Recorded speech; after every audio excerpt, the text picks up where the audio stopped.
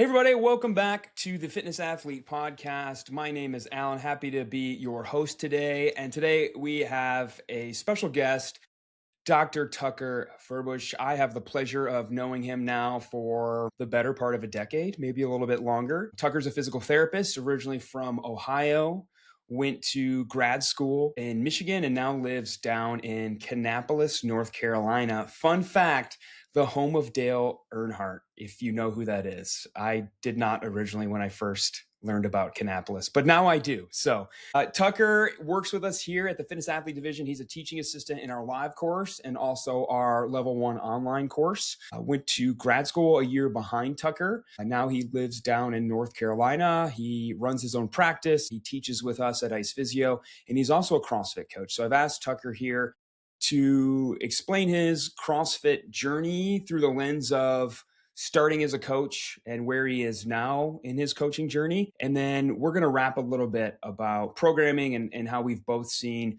programming across CrossFit change over time, pros and cons, good and bad for athletes, and what the research says about the way that we see trends go in CrossFit. So Tucker, welcome. Glad to have you. Great to be here, man. Thanks for having me. I'm a guy who started CrossFit in my basement out of the .com days, if you will, right? And I started this back when it was, relatively popular. And I actually was living about 15, 20 minutes down the road from you guys in Fenton, but just never found my way to that gym for one reason or another, whether it was time or money or being intimidated, and worked in traditional outpatient orthopedics, right, hospital system at the University of Michigan in their sports medicine department until my family grew. And at that point, we knew that having 2 jobs, traditional 9-to-5 jobs, and 3 to 4 kids was untenable.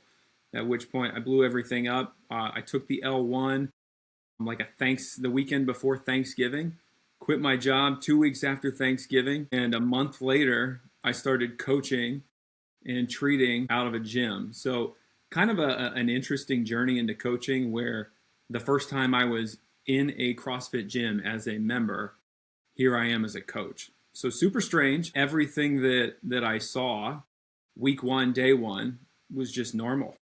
And so I really had kind of this aggressive on-ramp to, starting to figure out, well, what are things supposed to be like? What's the temperature supposed to be like of the membership base? What is the pacing of classes? Super fun to learn, right? One of the most exciting times of my life. And I really consider myself super fortunate that I kind of lucked into the situation that I'm in, and consider myself fortunate still that I get to do such a cool and, engaging, rewarding job on a daily basis. How long have you been coaching, Tucker? What year was that you got your L1 and started coaching? It's been about 4.5 years now. Okay, cool. So it's interesting. You said strange that your first time in a gym as a member was also your first time as a coach, but I think that's only strange now in the years where we're beyond CrossFit having at one point tens of thousands of affiliates. And so with CrossFit gym essentially on every corner, it may seem strange to not have done CrossFit in a gym, but early on there were no CrossFit gyms, and there were very few, and there were probably not one, maybe even in your state or in your town. So for many years, it's true that, CrossFit coaches were likely doing small group training, maybe out of their basement or their garage, before we kind of see the more commercialized version now with physical gyms all over the place, staffed by CrossFit trained coaches. 100%. And, my first impression was I was just overwhelmed with the sense of community, right? There's a group of like-minded individuals who are incredibly excited to suffer together. And I still to this day remain blown away by how powerful that can be. I agree with that. I think for me, it's the accountability of most people tend to go to the same class time because it meets their schedule. And most of the people in that class are regulars, and they just, like you said, that sense of community is there. But I think you get in a sense of accountability because you actually know who those people are. You get to know them. And those are the people who text you when they haven't seen you for a while. Hey, are you okay? Oh, I just had a baby. Things are crazy. Okay, hope to see you soon. Not the stuff that you get kind of at your Planet Fitness and your Stat Fitness, because everyone's working out near each other, but not with each other. and they have headphones in, and And nobody's everybody talking. has headphones. We're Yeah. avoiding eye contact. Yeah, it is. Anytime I step over, so we have boutique style fitness, right? We have our CrossFit gym, and then a whole like amazing gym on the other side.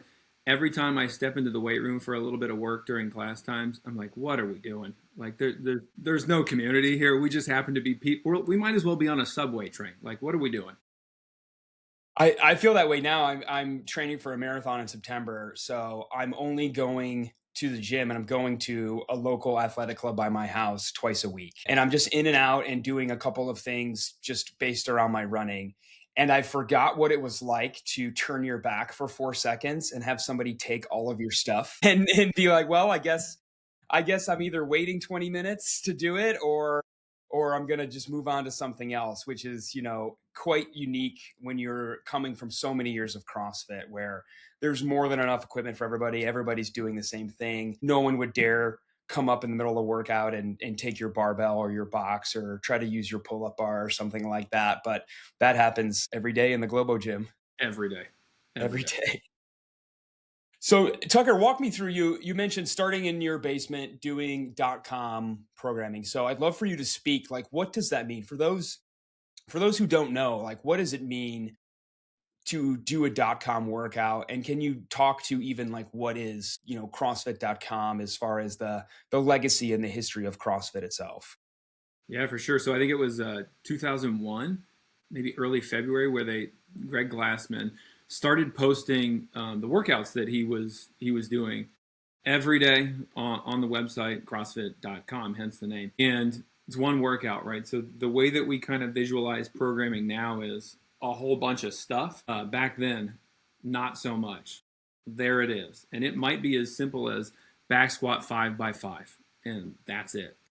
And that was the workout for the day. And so what I would do every day, just log in. There it is, CrossFit.com. Back squat 5x5. Okay, great. That's what I'm doing in my basement. And if you're at all familiar with the CrossFit methodology, you know that their typical cadence is a 3-on, 1-off, right? So we have 3 consecutive days of workouts, and then it's always followed by a rest day, and then rinse, recycle, repeat until the end of time, with the exception of holidays and things of that ilk, right? And so that's all I was doing, right? What it taught me early on was this is enough, right? Simple is effective. But I also started to learn pre L1 coaching experience of, okay, here's some stuff that it's saying to do. I can't do any of that stuff, whether that's a skill limitation or just an equipment limitation, right? I'm in my basement and I think we had like an 8-foot ceiling, right? So it was a mess. So many things that I can't do. How am I going to be creative and still get a stimulus that might lend toward me developing this skill or the capacity to have this skill at a later date? And so I think it really helped me, along with PT brain, of like, this is how you scale stuff, right? And if you can take that concept and use that, apply that to your caseload, I think it's an extremely valuable skill to develop. Now, one of the nice things about being in my basement was I didn't have the pressure of a person in front of me, and so I could take my sweet time and really think through things. And I would tell you that in addition to sitting down and kind of working through specifics around movements, specifics around class plans, those were probably 2 of the most instrumental things in me developing a skill set as a coach, capacity as a coach. I love that because for those who don't know, like Tucker said, it was literally just the workout. And there was a place to put your time or your weight as a comment. And that was like the social factor. That was the whiteboard, the digital whiteboard. But there was no guidance on how to warm up. There was no guidance on how heavy 5x5 should be. With things like conditioning workouts, there was no guidance on things like a time cap, sometimes not even recommended weights. You might just see reps of a power clean. And in the early days, you were just supposed to infer low reps. This power clean should be heavy. 5x5 back squat, it should be moderately heavy. But as you mentioned too, it started with most people not having access to an actual CrossFit affiliate. So they had to do it on their own, which meant I don't have enough weight. So how can I make 5x5 back squat feel more challenging if I don't have enough weight to maybe hit my 60, 70, 80%? Well, I guess I could do tempo back squats, and really starting to develop that movement library and the ability to progress and regress just for yourself. And as you mentioned, how easy that then carries over to athletes in the gym and also patients in the clinic, of understanding there's a lot of different ways, like you said, to get somebody that stimulus. Yeah, I'm glad you brought up the comments. That's a great point. It kind of jogs my memory on. Like I distinctly remember. I wish I could remember the guy's name, but there for like a 9 to 12 month period, there was this dude, whatever his name was. I wish I could give him credit, but he would comment like, "Okay, here's what," and I think he might have been a coach. He would comment, "Here's my general warm up. Here's my specific warm up." And so it was like basically a class plan, which again, super helpful. And then one day he just vanished. No more comments. And I was like, what do I do? Help me out. But also I really like that community sense, right? You know, you would start to have this recognition of like, oh, Joe Smith, he's always right around the fitness level that I am because our times are very comparable.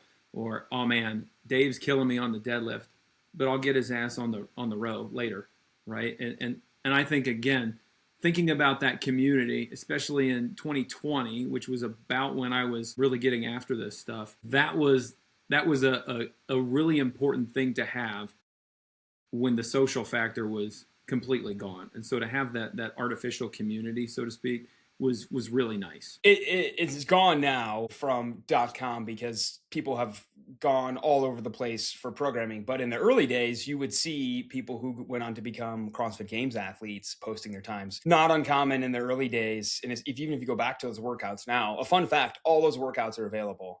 You can go to CrossFit.com and just keep clicking back and go all the way back to the very first workout and read the comments along the way. So it was not uncommon to see people like Josh Bridges in the comments in the early days posting their times, which now I haven't looked at them in a while. I'm sure it's a bunch of nobodies, but people getting after it on their own somewhere. There's a lot of bot comments. Okay. Yeah. Did it in 59 seconds. Yeah. It's not great. Yeah. So speaking of people going different ways with programming, I would love if you would share kind of how you went from doing .com on your own to doing programming, both as an athlete and a coach at an affiliate. And maybe if your gym has even switched programming over the years, what that transition has looked like, both in the programming from a coaching perspective, but also doing it as an athlete perspective. Yeah. So when I first joined CrossFit Carrabus, we were doing CrossFit Mayhem programming. And I jumped in both feet first, right? I viewed that predominantly as a learning opportunity, both as a coach and athlete, but also as a clinician, right? Let's kind of use their pacing, their structural framework to develop my pattern recognition and hopefully enhance my programming on a personal basis. And I loved it, right? I really enjoyed Mayhem programming. I know that's something that you guys are in now. I would say about a year ago, we switched to proven programming. And I have also dabbled in some of the other big name programming. And I think that by and large, it's all very similar. There's none that stand out to me as, oh boy, the dogma of this one is so markedly different than the other one. And you know, I just don't see that with your big names. Now, I know there's a lot of gyms that will have individual head coaches who will do that programming. And I think that that's a big ask from a head coach. Number one, they have so many other responsibilities, right? You have to nurture and grow your community in addition to logistical day-to-day responsibilities. And so to be able to have not just the time, but also the bandwidth mentally to really develop thoughtful and intentional programming that doesn't step on its own toes is a really big ask. And so I think outsourcing that programming is probably the best move from my estimation. But I'll qualify that and say I think a head coach should really have a good pulse as to this is what my gym is, right? This is the member base. And so I might need to tweak things in accordance with my member base and the goals of my member base. I've always really appreciated the delicate balance that a head coach or an owner must walk rather, which is you have to give your athletes most of what they want, but also a lot of what they need.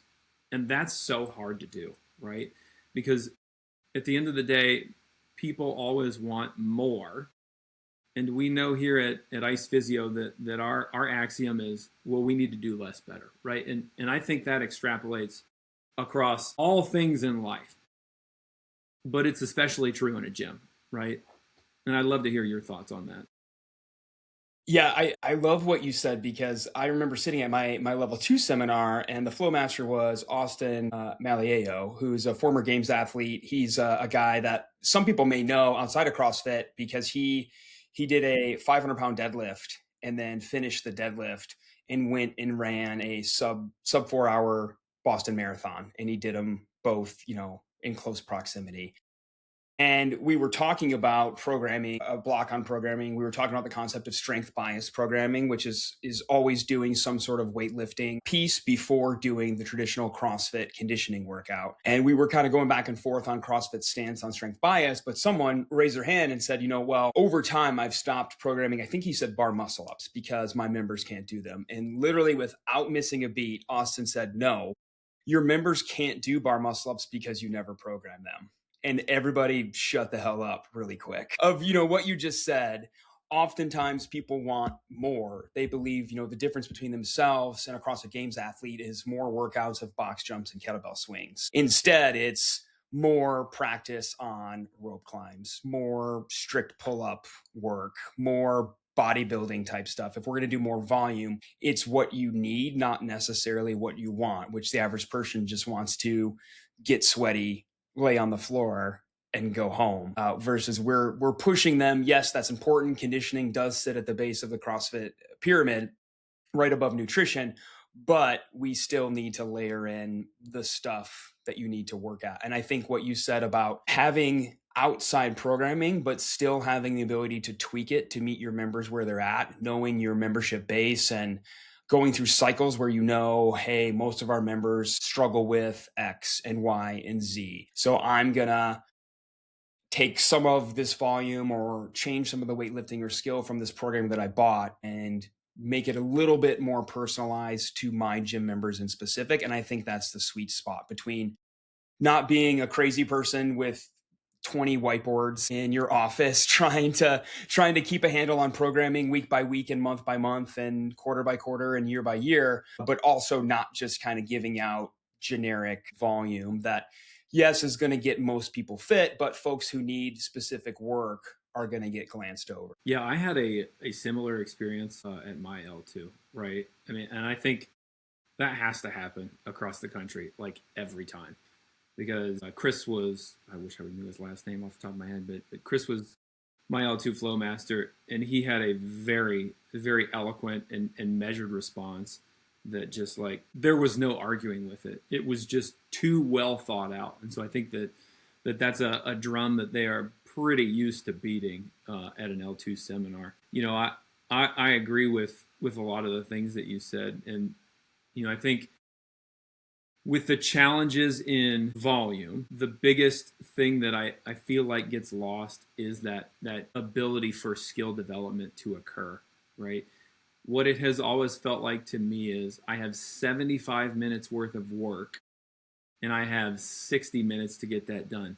55 if we're being honest, because there's going to be 3 minutes that people are late. There's going to be 2 minutes that people need to leave early, right? So I have 55 minutes to get 75 minutes worth of work done.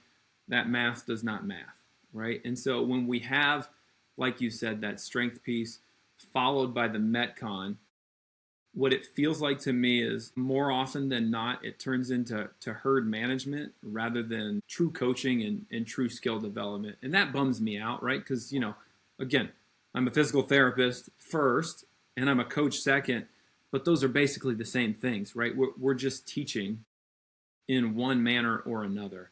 And so I think if you can do a really good job of picking those spots as a coach, you can still find those windows. But gosh, I wish they showed up more often. And when you read through the level 1 handbook and then you take the level 2 seminar, you learn, CrossFit's model is that it's primarily conditioning focused with what they call a heavy day every 3 to 4 days. So once or twice a week, you should have a dedicated weightlifting session that maybe has a short conditioning piece after or no conditioning. And then the other days of the week between a couple days of rest should just be conditioning, which you're still going to come in, you're going to warm up, you're going to practice the movements in the workout, but the main goal of that day is conditioning, not getting significantly better at your snatch or stronger at your back squat or something like that. And where I think the magic really is at in programming with strength bias programming is that if you want to push the needle with it, where I see it go wrong very often is the movement in the strength or skill section is not found in the conditioning. And so that's one more movement that needs to be instructed, warmed up, refined before we can start the conditioning. I'm thinking I dropped into a gym in Chicago over Labor Day weekend last year, and the weightlifting session beforehand was brutal. It was 7 sets of a power snatch with a 3-second eccentric, which I've never done that. And then immediately followed by a 4-minute EMOM, where each minute you were supposed to make a 1-rep max snatch attempt. So obviously very technical barbell skill, very heavy complex, very heavy with 1-rep max attempts, which, by the way, pretty much no one in class tried. Most people did the complex and stopped. And then the conditioning piece didn't involve the snatch at all. It was double unders, rowing, toes to bar, and something with a dumbbell thruster or something like that. So all these different movements that now have to be taught, warmed up. And to no surprise, 20 minutes left in class, a 20-minute AMRAP, the coach starts the clock, and me included, and I like to think of myself as an organized person that's on time, not ready for the workout to start. Don't have a rower, haven't warmed up toes to bar, just finishing, warming up the thruster and the double unders, and we're 30 seconds into the workout, and I'm finally sitting down to row, and I wasn't the only one in class like that. And that experience to me is the epitome of strength bias programming gone wrong. As you said, it's too much stuff for the time that we have, to the degree that many folks in class will not even get all the volume done assigned. And then I step back and kind of say, what the hell are we doing? Like, we're skipping sets because we're exhausted, because we're not getting enough rest, because it's too heavy for the rest given. We're starting the workout late or needing to leave the workout early to get to work on time or whatever, because there's too many movements to warm up, but the coach has to keep it an hour because 20 or 30 more people are coming in on the next hour, and it's going to start all over again. And it just feels messy, where I think most days of the week you could include a short strength or skill session, but if you're going to do some snatching, guess what should be in the workout? Probably some light snatching, because you just did heavy snatching. That's easier on the athletes and easier on the coach. It is so easy to try and make something that is simple complicated, right? We think that in order to be effective, this extrapolates, right? Whether it's rehab or whether it's strength and conditioning, it has to be complex to be effective. And that's really just not the case. It can be very simple. As long as you're consistent across time, it's going to be efficacious, right? And so that to me sounds like an individual who's like, ooh, I know what'll be awesome. What if we do all these really difficult things and we just smush them all together? That'll be extra great. And we know that's unfortunately it's just not the case. And again, to go back to my roots, .com, it was never like that, right? And I would say if you look at the affiliate equivalent of that right now, which is CrossFit affiliate programming from CrossFit HQ, you would see the exact same thing, right? It's very simple, but simple is effective when executed well. And I think that Greg Glassman, for all his faults, he was really onto something when he intelligently designed this from the outset, right? I mean, if you look at the kind of the chronology of how CrossFit developed, you see that this is something that he ruminated on for a very long time, right? The first gym that he opened was in '96. Well, 2001 is when we get .com, right? So he has 5 years of being a mad scientist, and And I think you see the development of that in those early years of CrossFit. I think the simplicity and the brevity of some of that stuff is actually one of its strengths. And that's, I know you can speak to this as well. From a coaching standpoint, it's always difficult to try to explain that just because the workout on the board looks simple, that does not mean it's going to be easy. That if the volume is low, your intensity should be very high. If you finish a workout and feel like that wasn't enough volume, I'm going to go to Planet Fitness and get on the Stairmaster, or I'm going to go home and do a second workout. My argument back would be you didn't go hard enough with what was here today. You should have gone as fast as possible. If you knew you could finish in the time cap, you could do the reps and weights as written on the board. Your goal then is to go as fast as possible. You should be in zone 5 the entire time. If you sandbag it and feel like you have more in the tank, that's your fault, not the fault of the programming. So just because it looks simple doesn't mean that it's easy. But I think that's, some people look at that and you almost have to defend the programming and say, listen, I know you're not seeing 5 or 6 different movements on here, high skill gymnastics and weightlifting and stuff, but that doesn't mean you're not going to walk away today getting a little bit stronger and getting a little bit faster, which is what we're here to do on a daily basis. And that starts at the whiteboard, right? It has to start with that whiteboard brief that takes 3 minutes. And it starts with the coach selling the workout, but also adequately describing the stimulus, right? And you might have to go line by line where it's like, this is what this is going to feel like. And this is how hard you have to push here. And this is the percentage that you should dose this barbell, right? And if a coach misses there, I think that's where it doesn't matter what the programming is, good, bad, indifferent, everything in between. Like if you don't have a good whiteboard brief where you're adequately describing to your members, this is how we execute what is written on this whiteboard to get the stimulus that you need, then it's going to be a miss. Yeah, and I think that's a place too where I think the difference between a good coach and a great coach is recognizing who's in your class and how at the whiteboard you're going to speak to those different groups. For those of you still working on double unders, I want you to watch the clock today and practice versus doing single unders. For those of you who are more proficient, I want you to focus on trying to hang on to larger unbroken sets where, as you said, if it's done right between coach and athlete, everyone should feel like they got something valuable out of that class, whether it was getting better at a skill or getting better at a skill under fatigue by increasing their capacity as they're going through the workout. Yeah, that's well said. And that comes from the coach knowing that specific class, right? And you spoke to this earlier as, you have this broad gym, but there's kind of these silos of like, well, this is the 5 a.m. group. This is the 4:30 p.m. group. This is the 8:15 group. And this is our 11:30 group. And predominantly you should have coaches who are staying in those silos. That way they know their athletes and can serve them very well. They know, hey, I'm going to call out Margaret because I know she's really close to acquiring those double unders. Or Bob, he always redlines it. He always tries to RX the workout. He has no business doing that. I'm going to call him out. I'll do it publicly at the whiteboard. I'll shame him into doing the right thing, and then he'll get the right stimulus. And if you know that as a coach, because those are your athletes, you can serve them so much better. I love that you said that. I sometimes feel bad. If you come to the gym after about noon, I have no idea who you are because I primarily coach early in the morning. But I feel like if I tried to coach random classes throughout the week, I wouldn't know the 50 to 75 people who come to the morning classes nearly as well as I do, where I can then take the programming on the board and try to give individual guidance to pretty much everybody in class because I know where they're at in skill development or where their strengths are at or that it's a weakness. And maybe now my conversation about the programming isn't about go as fast as possible. It's about damage control of getting through a weak movement and moving on to something that I know they're good at where they can have some strategy to their approach to the workout.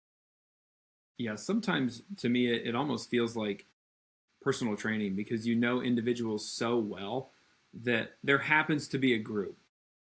I'm not counting their reps. They're grown-ups. They can do that themselves. But I know each individual athlete so well. As soon as I see that programming, it's already figured out in my head. This is what so-and-so needs to do. I need to make sure I say something to that person. And then that person they're going to go buck wild. They can have a great time. They're going to be just fine. Okay, we have push jerks. I need to bust out the landmine for Frank. I know he's working through some rehab on his shoulder, that sort of thing. Absolutely. So before we wrap up, I do want to touch a little bit on the research, and then I'd also love to get your thoughts on what you think, if you could wave a magic wand, what perfect programming looks like. So before we do that, I want to touch base on the research, because if we look at the research, CrossFit headquarters argument against strength bias programming is supported by a lot of literature. The literature would call that concept concurrent programming, which is trying to do resistance training and aerobic training at the same time. The research would say they're less effective than doing either one individually, but they're more effective if you can separate them by 3 to 6 hours, which is not to say that you can't do both. If you want the maximum gain, though, you should separate those sessions by at least a couple of hours. You should run in the morning and squat in the afternoon or evening. Now, CrossFit's argument against that would be nobody has time to do that. Very few people, about 80% of the population is sedentary. So asking people to have 2 workout sessions a couple of days a week is a bridge too far for pretty much everybody, including people who may already be active. And that we're okay that we're not getting the maximal strength gain and the maximal aerobic capacity gain from a workout that we could be if we did those 2 things individually. So all that said, now I would like to hear, if you could wave a wand and have, perfect programming on your whiteboard every day, what would it look like? That's a great question. And the harsh reality is there is nothing that's perfect, because your gym, whether it's 50 members or 500 members, that's going to be a very large bell curve, right? There's a lot of people that are checking in at different points along that bell curve. And so appreciate that it's not going to be perfect, but you should try and do your best. The other component to that imperfection is the utilization of the program. Some people are 6-day-a-weekers, right? They're going to be in there 6 times a week. They're going to be after that workout. You better believe it. As sure as the sun shines the next day, right?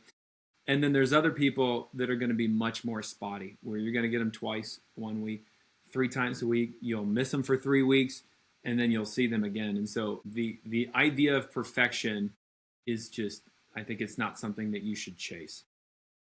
With that being said, what do I like? I like something that is a little bit more simple. I like something that allows for individuality.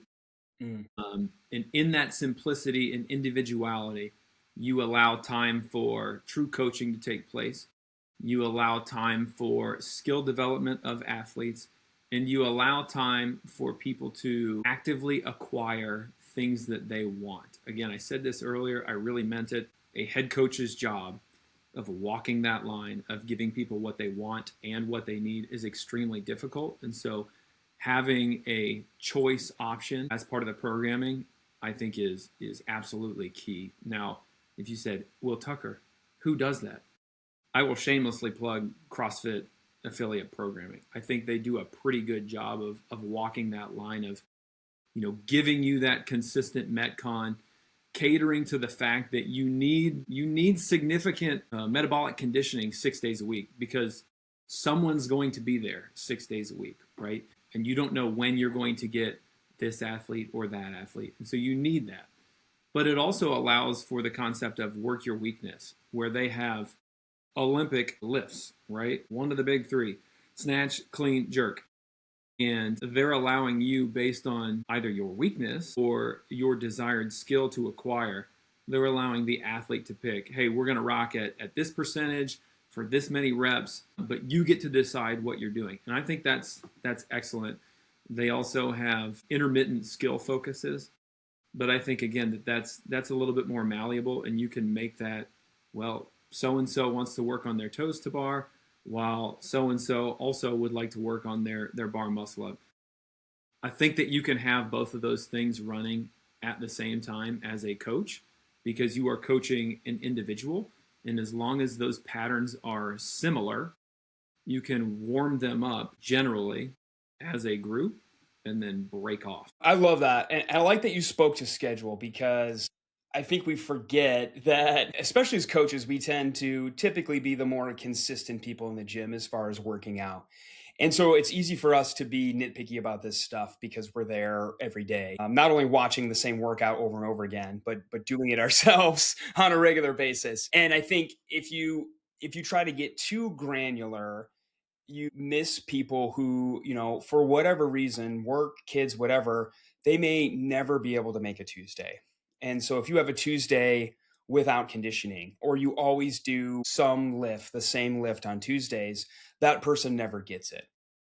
The same is true of planning rest days during the week. I've dropped into a lot of gyms where I walked in and the whiteboard said rest day, and I thought, well, can I get my $35? I'm just coming in to do my own thing at this point. I could have just gone for a run or something.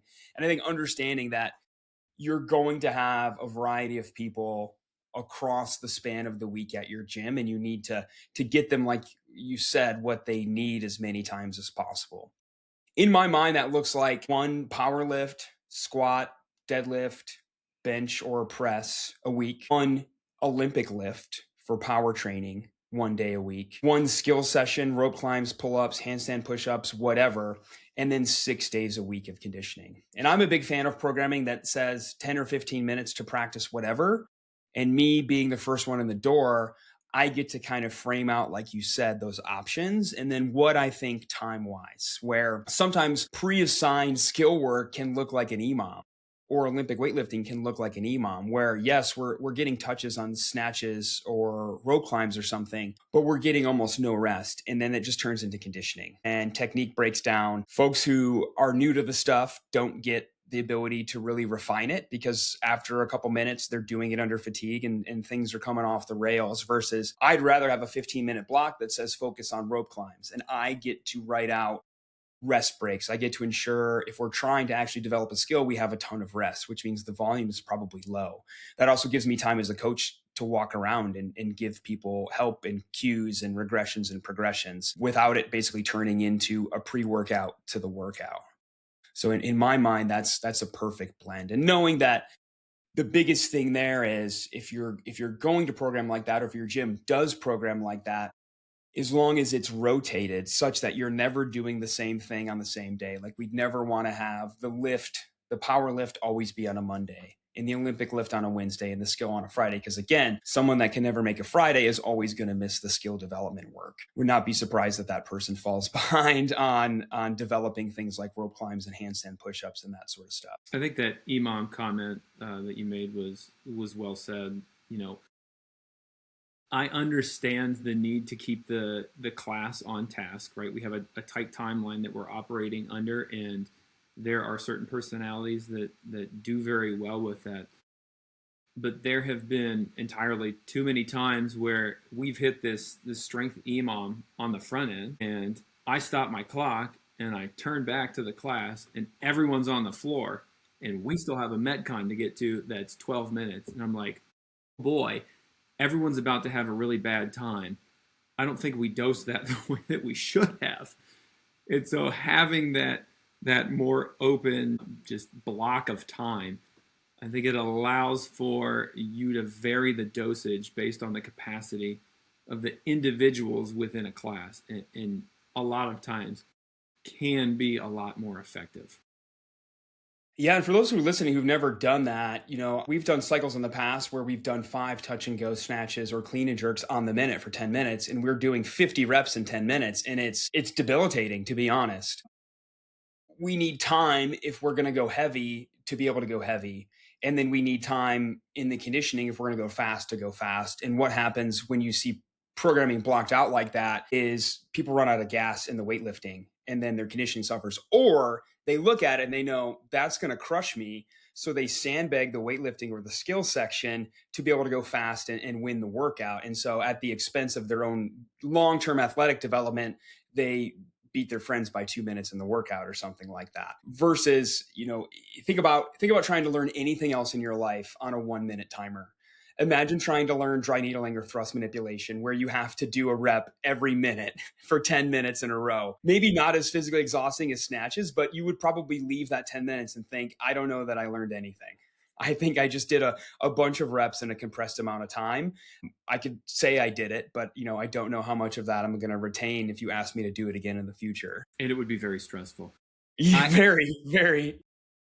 A nice point to kind of counter that with is, we've talked for 30-ish minutes about what may or may not be right and wrong with current programming. But at the end of the day, we're talking about people who are engaging in healthy behaviors. And with the current state of the health status of the United States, like, this is a good problem to have to discuss. So I think that's an important level set. Now, the counter to that argument that I would make is, if you have a head coach or even just a coach who is overly stressing athletes, and that consistent overstress leads to musculoskeletal injury, which checks them into the medical system, and they make a dark turn down a bad path because of your programming error, because of your ego, I take umbrage with that. But if we're just talking about, hey man, we're trying to get too fit, that's a cool conversation to have. I'm pretty psyched that we get to do that. But conversely, again, if we push people into a bad spot, that I'm not okay with. I agree. I think it's fun to talk about how to get fit more efficiently, but I agree that the programming, and this is, I think, ultimately our responsibility as the coach for that hour, to speak to the programming in a manner that people approach it, yes, to get something out of it, but also in a manner that they can come back the next day, that it doesn't affect their consistency.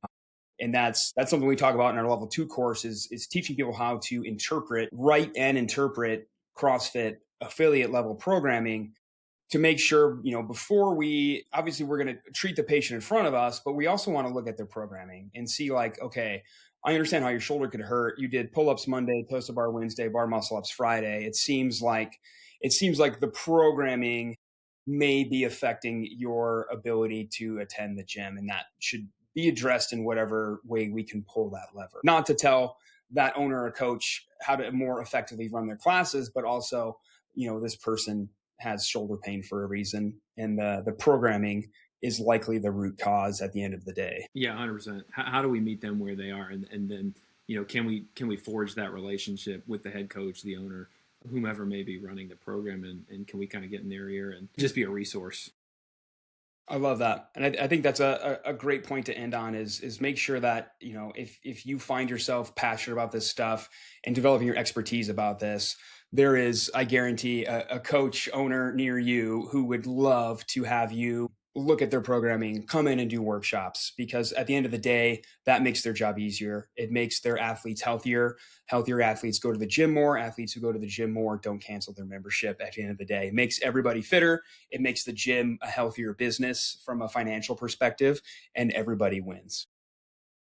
Yeah, love that. Okay, Tucker, any closing thoughts before we wrap up here?